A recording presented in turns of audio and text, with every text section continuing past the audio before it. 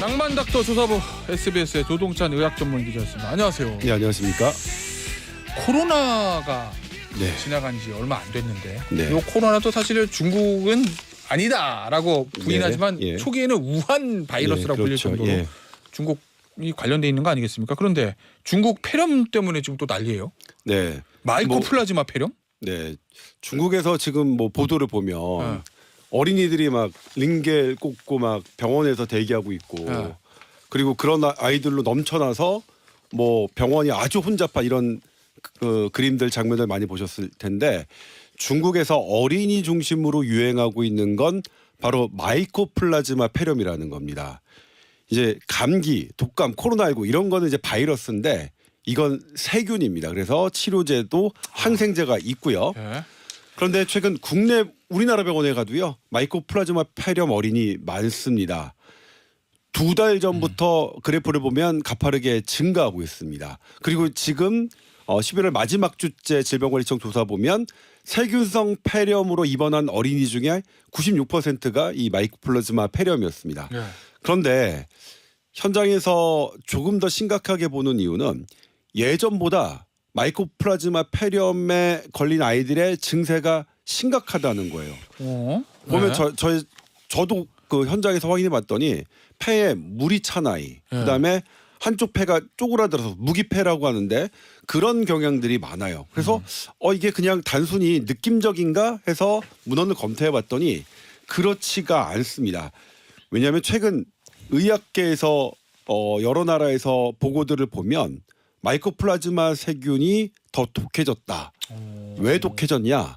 기존 약에 잘 안 듣는 내성 마이코플라즈마 세균이 늘고 있기 때문이다. 이건 좀 더 독하더라 이거거든요. 원래 조 기자 이 네. 폐렴이란 게요.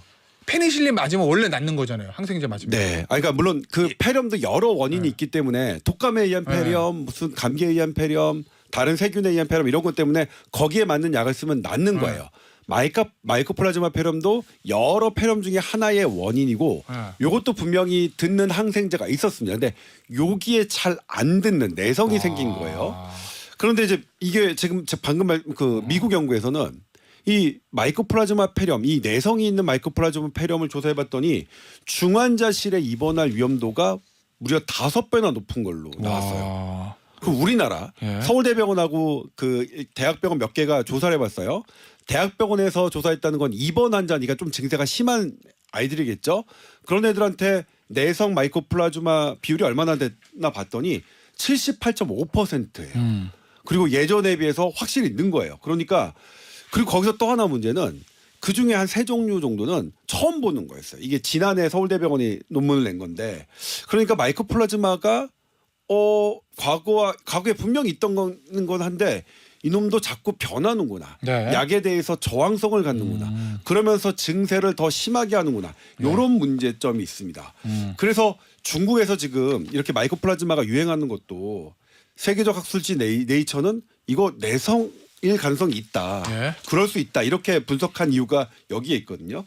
우리 질병관리청도요. 지난주에 세계보건기구와 중국의 상황 공유하는 긴급회의 열었고요. 그리고 우리나라에서도 환자가 폭증할 가능성이 있기 때문에 이것에 대한 대비도 지금 하고 있습니다. 알겠습니다. 근데 이제 이게 중국에서 폐렴이 유행하는 게 예사롭지 않다. 막 이런 보도들이 있던데 이게 예전에 코로나의 악몽이 있어서 그런 거예요? 왜 그런 거예요? 그것도 있지만 무엇보다 중국이 공개하는 정보가 부족하기 때문입니다. 세계보건기구가 지난주에도 중국에게 지금 니네 마이코플라즈마 폐렴 알고 있고 이거 별로 심각하지 않다는 거 아는데 좀 더 정보 내놔 그랬거든요. 왜 그러냐면 원래 마이코플라즈마 폐렴의 별명이 걸어다니는 폐렴입니다. 워킹이 들어가요. 그러니까 약만 먹으면 입원 안 해도 그냥 잘 일상생활 가능한 건데 지금 중국 상황 보면 입원하는 아이들이 되게 많잖아요.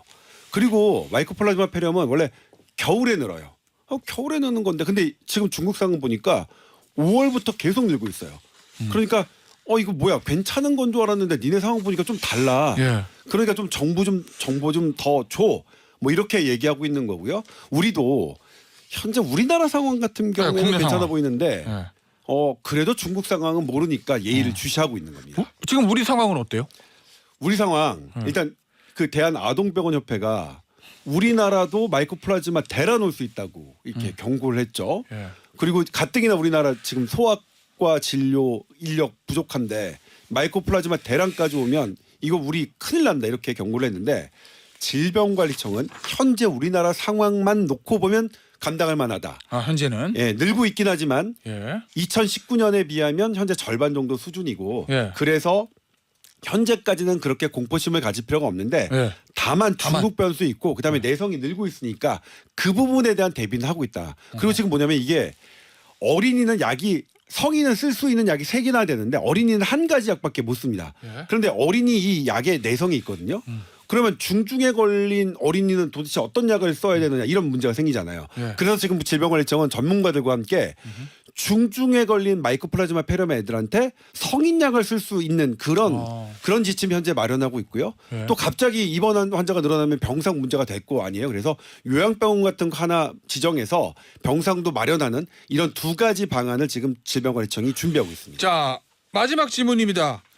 요새 감기 많이 걸리잖아요. 독감도 많이 걸리고. 우리 애가 이게 단순 감기인지 아니면 마이코플라즈마 폐렴인지 이거 어떻게 구분해요? 처음에 기침하고 열나니까 처음에 구분하기는 어렵습니다. 네, 증상 다만 똑같으니까. 이 마이코플라즈마 폐렴은 해열제로도 약이 열이 잘 안 떨어지는 특징이 있고 예. 그다음에 이제 전문가들이 말하는 가장 중요한 특징이 마이코플라즈마는 통증이다. 그래서 가슴 통증이 있을 수도 있지만 애들은 복통으로도 많이 온대요. 그러니까 배 아프다면서도 계속 기침을 하면 적극적으로 엑스레이를 찍어서 예. 그래서 이제 조금 폐렴이 있는지 없는지 확인해 보는 게 좋겠다.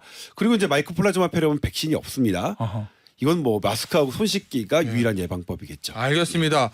해열제를 먹었는데도 열이 안 떨어진다? 네. 기침을 하는데도 배가 아프다라고 하면 요 네. 폐렴을 의심하시고 꼭 병원 가셔서 엑스레이 찍으셔야 한다는 우리 조동찬 기자 얘기였습니다. 그리고 무엇보다 예방법 마스크와 손 씻기. 네, 이게 사실은 코로나 때부터 조동찬 기자 많이 했던 얘기인데 역시 모든 감염병 예방에 필수고 기초인 것 같아요. 네, 그렇습니다.